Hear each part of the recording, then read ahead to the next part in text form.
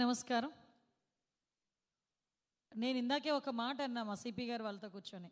నా 1 year home మినిస్టర్గా నా పదవీ కాలంలో నేను అచీవ్మెంట్ చేసిన విషయాలన్నీ ఒక పేపర్ మీద రాసుకుందామని ఒకరోజు పేపర్ పెన్ను పట్టుకుంటే అందులో 40% వరకు విజయవాడ కమిషనరేట్కి సంబంధించినవి రావటం నిజంగా ఒక పక్క నా అదృష్టం కింద భావిస్తున్నాను. మిగతా వాళ్ళకి ఒక మార్గదర్శకంగా ఉండాలి అనే ఉద్దేశంతో ఈ కార్యక్రమంలో మీకు అందరికీ కూడా చెప్పడం జరిగింది. ఒక మంచి కార్యక్రమానికి పదే పదే ఇక్కడికి నన్ను రప్పిస్తూ ఒక మోటివేషనల్ విధంగా స్టేట్ మొత్తం మీద ఒక మోటివేషన్ చేసే విధంగా ఈరోజు కార్యక్రమాలు నిర్వహిస్తూ ఒక పోలీసు ఉద్యోగాన్ని ఉద్యోగంలా కాకుండా ఒక ప్యాషనేటిక్గా చేస్తూ ఇష్టంగా చేస్తున్న మన కమిషనర్ రాజశేఖర్ బాబు గారికి ప్రత్యేకంగా డిపార్ట్మెంట్ తరపున నేను ధన్యవాదాలు నమస్కారాలు తెలియజేసుకుంటున్నా. ఎందుకంటే ఎవరైనా ఉద్యోగం చేస్తారు, ఉదయం వచ్చి ఉద్యోగం నా ఉద్యోగం అంటారు, కానీ అందులోనే ఒక ప్యాషన్ ఎత్తుక్కొని అందులోనే ఒక ఎంజాయ్మెంట్ ఎత్తుక్కొని ప్రజలకి సేవ చేయాలి, నాకు వచ్చిన ఈ అవకాశాన్ని ఉపయోగించుకోవడమే కాకుండా తనతో ఉన్న టీం వర్క్ ఇది ఒక్కటి కూడా నేను ఒక రాజశేఖర్ బాబు గారు ఒకరు చేస్తున్నారన్నది కాదు. రాజశేఖర్ బాబు గారు తన ఆలోచనకు అనుగుణంగా కమిషనరేట్లో ఉన్న ప్రతి ఒక్క ఎంప్లాయీ, ప్రతి ఒక్క పోలీస్ ఆఫీసరు, ఇన్స్పెక్టర్, ఎస్ఐలు, కానిస్టేబుల్ లెవెల్ వరకు కూడా అందరూ కూడా దీన్ని అడాప్ట్ చేసుకొని ఈ కార్యక్రమాన్ని ముందుకు నడిపిస్తున్నందుకు ఎంటైర్ విజయవాడ కమిషనరేట్ డిపార్ట్మెంట్ అందరికీ కూడా పేరు పేరున నేను ధన్యవాదాలు తెలియజేసుకుంటున్నా.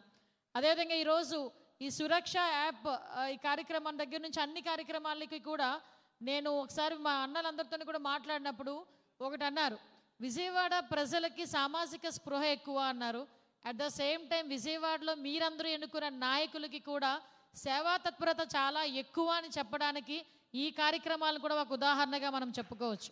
ఎందుకంటే ఈ కార్యక్రమానికి శ్రీకారం చుట్టి మేడం ఈరోజు సీసీ కెమెరాల ఇష్యూలో మనం ఒక ఇనిషియేషన్ తీసుకుంటున్నాం, మీరు రండి అనేటప్పుడు ఫస్ట్ చెప్పింది మన సుజనా చౌదరి గారు ఆ కాన్స్టిట్యున్సీకి సంబంధించి మాకు ఫండ్ ఇచ్చారమ్మా, దగ్గర మాకు కొన్ని లక్షల రూపాయలు ఇచ్చారు, దాంతో మేము అన్నీ కూడా మేము పెట్టుకోగలుగుతున్నాం, ఇది మేము ఇమీడియట్గా చేయగలిగాం.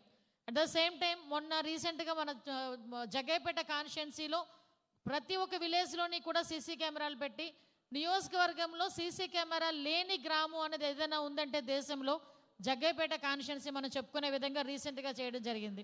అదేవిధంగా ఇక్కడున్న మన ఎంపీ గారు కేసినేని చిన్ని గారు కానీ, మన ఎమ్మెల్యేలు గద్దె రామ్మోహన్ రావు గారు, మన బోండా ఉమా అన్న గారు, అదేవిధంగా కొలుపుపూడి శ్రీనివాస్ గారు అందరూ కూడా ఈరోజు సేవా తత్పరతతో మాకు ప్రజలు ఇచ్చిన ఈ అవకాశాన్ని మేము ఇంకొంచెం ముందుకు తీసుకెళ్ళాలి అనే ఉద్దేశంతో ఈరోజు ముందుకొచ్చి విజయవాడ కమిషనరేట్ ఈరోజు నిజంగా గూగుల్లో కూడా ఎతికినా కూడా సీసీ కెమెరాలు ఫుల్ ఫ్లెజ్డ్గా ఉన్న కమిషనరేట్ ఏదైనా కంట్రీలో ఉంది అంటే అది విజయవాడ కమిషనరేట్ చెప్పుకోవడానికి ఈరోజు మనందరం కూడా గర్వపడాలి.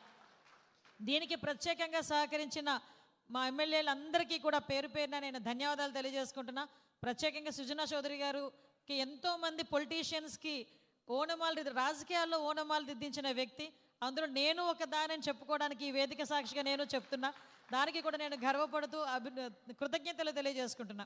ఈరోజు మీ అందరికీ తెలుసు, ఈరోజు టెక్నాలజీ విషయంలో ఎవరు ఎలా ఉన్నా కూడా మన గౌరవ సీఎం గారు ప్రత్యేకంగా టెక్నాలజీ మీద ఒక అవగాహనతో టెక్నాలజీని అడాప్ట్ చేసుకుంటే ఈ స్మార్ట్ పోలీసింగ్ అన్నది, ఇన్విజిబుల్ పోలీసింగ్ అన్నది మనకి ముందు వెళ్తే ఇంకొంచెం ఎఫెక్టివ్గా మనం పని చేసుకోగలము, మన డిపార్ట్మెంట్కి కూడా అంత బర్డెన్ కూడా ఉండదు అనే ఉద్దేశంతో అన్ని డిపార్ట్మెంట్స్తో పాటు నిన్ననే ఒక ఏఐ హ్యాక్థాన్ ఏర్పాటు చేసి స్టేట్ లెవెల్లో ఒక కార్యక్రమాన్ని దేశంలోనే మొట్టమొదటిగా ఆర్టిఫిషియల్ ఇంటెలిజెన్స్ని పోలీస్ డిపార్ట్మెంట్కి అడాప్ట్ చేయడానికి ఒక హ్యాక్థాన్ కూడా నిర్వహించడం జరిగింది. దీనికి మన డిపార్ట్మెంట్ పెద్దలందరూ కూడా, మన డీసీపీ గారు, అదేవిధంగా టెక్నికల్ ఐజీ మన శ్రీకాంత్ గారు, మొత్తం అందరూ కూడా చాలా ఇనిషియేషన్ తీసుకొని అందులో నిన్న మన సిపి గారు, ఎస్పీలు అందరూ కూడా దీనిలో పాలు పంచుకోవడం జరిగింది. దీని వలన ఒక గంట 8 hours పనిచేసే ఒక వ్యక్తి వితిన్ ఏఐ ద్వారా వితిన్ 8 minutesలో ఆ వర్క్ కంప్లీట్ చేసుకునే పరిస్థితి కూడా కనిపిస్తూ ఉంది. సో దీన్ని బేస్ చేసుకొని ఇప్పుడు జరుగుతున్న నేరాల దృష్ట్యా, అదేవిధంగా దాంట్లోని ముందు నేరస్తులకు తెలివితేటలు ఎక్కువైపోయినాయి, వాళ్ళ తెలివితేటలకు అనుగుణంగా అంతకు మించి తెలివితేటలతో, అంతకు మించి స్మార్ట్ పోలీసింగ్తో, ఇన్విజిబుల్ పోలీసింగ్తో ఈరోజు మనం క్రైమ్ని కంట్రోల్ చేసేయాల్సిన బాధ్యత కూడా మనందరి మీద ఉంది. దానిలో భాగంగానే ఇక్కడ విజయవాడలో ఉన్న దాతలందరికీ కూడా నేను ప్రత్యేకంగా ధన్యవాదాలు తెలియజేసుకోవాలి. ఎందుకంటే ఈరోజు విజయవాడ అన్నది ఎక్కువగా విఐపీస్ ఎక్కువగా తిరిగే ప్లేస్, అమరావతి రాజధానికి దగ్గరగా ఉన్న మన విజయవాడ కమిషనరేట్ ఎక్కువ మంది వచ్చి వెళ్ళే ప్రదేశం. కంపల్సరీగా ఇక్కడ క్రైమ్ అనేది మనం చాలా కంట్రోల్లో ఉంటేనే రేపొద్దున వచ్చే పెట్టుబడులు కూడా ఇక్కడికి వచ్చే పరిస్థితి కనిపిస్తూ ఉంది. దానిలో భాగంగానే ఈరోజు సుమారుగా మన విజయవాడ కమిషనరేట్లో 4500 కెమెరాలు, టెంపుల్స్ దగ్గర ఇందాక సురక్ష డివైన్ అని పెట్టి ఒకటి ఓపెన్ చేసాం. అందులో 1000 టెంపుల్స్ దగ్గర only 1000 cameras. At the same time మన గవర్నమెంట్ పెట్టినవి 2000 కెమెరాస్. ఓవరాల్గా 7500 కెమెరాలు విజయవాడ కమిషనరేట్లోనే ఉండడం నిజంగా ఇది first time in the history. మనం దీనికి ప్రత్యేకంగా మన ధన్యవాదాలు తెలియజేసుకోవాలి. ఎస్పెషల్ నేను చెప్పేది ఏంటంటే దీని మెయింటెనెన్స్ కూడా అదే విధంగా డిపార్ట్మెంట్ వాళ్ళు చేసుకొని దానికి తగ్గ ఫీడ్ మనం తెచ్చుకోవాలి. ఈ కెమెరాస్తోని అదేవిధంగా డ్రోన్స్ కూడా అరౌండ్ 28 డ్రోన్స్ ఉన్న కమిషనరేట్ కూడా విజయవాడ కమిషనరేటే. ఈ డ్రోన్స్ విషయంలో మీ అందరికీ తెలుసు, ఎక్కడో పొలాల్లో కూర్చొని మందు తాగితే ఎవరికి తెలిసిద్దిలే అంటారు. మాకెవరికీ తెలియకపోయినా ఒక డ్రోన్ పంపిస్తే ఆటోమేటిక్గా తెలిసి వచ్చింది. ఈరోజు ఆ డ్రోన్ బయట ఎగురుతుందో లేదో చూసుకొని డ్రోన్కి కనిపించకుండా తిరిగే పరిస్థితులు ఈరోజు కనిపించినాయి. అదేవిధంగా ఎక్కడైనా ఏదైనా ఒక అమ్మాయి తప్పిపోయింది, ఇమీడియట్గా నాకు ఒకసారి తెనాల్లో ఒక అమ్మాయి తప్పిపోయిందండి అని చెప్పి నాకు ఇన్ఫర్మేషన్ వచ్చింది. నేను వెంటనే కమిషనర్ గారికి కాల్ చేశా, అమ్మ సార్ ఏంటి పరిస్థితి, అమ్మాయి ఇక్కడికి వచ్చేది వచ్చింది అంటున్నారు, ఒకసారి చెక్ చేయండి అని. వితిన్ నాకు తెలిసి 7 అవర్స్లో అనుకుంటా అమ్మాయిని డిటెక్ట్ చేసి మళ్ళా తల్లిదండ్రులను పిలిపించి అమ్మాయిని వాళ్ళు అప్పగించిన పరిస్థితి. అదేవిధంగా రీసెంట్గా ఒక మొబైల్స్ చాలా పెద్ద స్కామ్, అది చాలా పెద్ద లూటీ, అది కొన్ని లక్షలు దగ్గర 25 లక్షలు 30 లక్షలు విలువైన సెల్ ఫోన్లు దొంగతనం. దాన్ని కూడా టెక్నాలజీని బేస్ చేసుకొని ఎక్కడో రాజస్థాన్ వెళ్ళిపోయిన వాడిని కూడా పట్టుకొని తీసుకొచ్చి అవన్నీ రికవరీ చేసిన పరిస్థితి. అంటే దొంగతనం కేసులు కానీ, ఈవెన్ గాంజా ఎక్కడైనా పట్టుకున్న గాంజా కొడుతున్న వాళ్ళు కానీ, వాళ్ళు కన్జ్యూమ్ చేసే వాళ్ళు కానీ, వాళ్ళు అమ్మే వాళ్ళు కానీ చాలా ఇమీడియట్గా ఎక్కడైనా చిన్న కంప్లైంట్ వచ్చినా ఈవెన్ కెమెరాస్లో దొరికినా కూడా ఇమీడియట్గా చేసే పరిస్థితి. మీకు తెలుసు లాస్ట్ దుర్గమ్మ నవరాత్రుల్లోని ఎక్కడ కూడా ఒక్క ఇన్సిడెంట్ కూడా జరగకుండా 9 రోజుల కార్యక్రమాన్ని కూడా దిగ్విజయంగా పూర్తి చేసి ఆ అమ్మవారి దర్శనం అందరికీ కలిగించేలా ఏర్పాటు చేసిన పోలీస్ డిపార్ట్మెంట్ విజయవాడ కమిషనరేట్ సిబ్బంది అందరికీ కూడా ఆ రోజు కూడా కెమెరాస్ ఎక్కడ మ్యాక్సిమం ఫిట్ చేసి ఆ రోజు కూడా మనం అందరం కూడా మంచి సక్సెస్ఫుల్గా పనిచేసుకున్నాం. ముఖ్యంగా అస్త్రం మనకి విజయవాడ బెంజ్ సర్కిల్ సాయంత్రం 4 గంటలు వదిలిన 9 గంటలు అంటే అందరికీ దడ. ఎందుకంటే కనీసం విజయవాడ బెంజ్ సర్కిల్ దాటితే చాలు విజయవాడ వెళ్ళిపోయాం అనుకునే పరిస్థితి మనకి.